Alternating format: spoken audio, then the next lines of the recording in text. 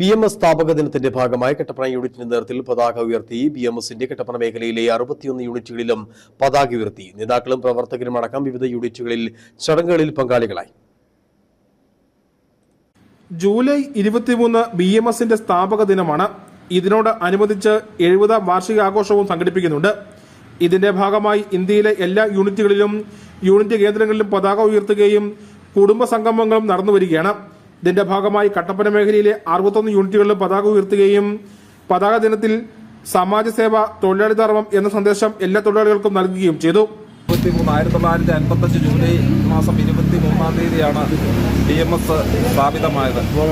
ആ സ്ഥാപന ദിനത്തിനോടനുബന്ധിച്ച് ഇന്ത്യ ഒട്ടാകെയുള്ള എല്ലാ BMS യൂണിറ്റുകളിലും പതാക ഉയർത്തിക്കൊണ്ട് നമ്മുടെ സ്ഥാപന ദിനം ആചരിക്കുകയാണ്. അതിന് ഇവിടെ കൂടി വന്നിരിക്കുന്ന എല്ലാ തൊഴിലാളി സുഹൃത്തുക്കളോടും നന്ദി പറഞ്ഞുകൊണ്ട് നിർത്തുന്നു.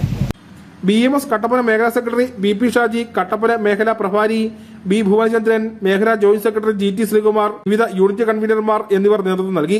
News bureau, Kattappana.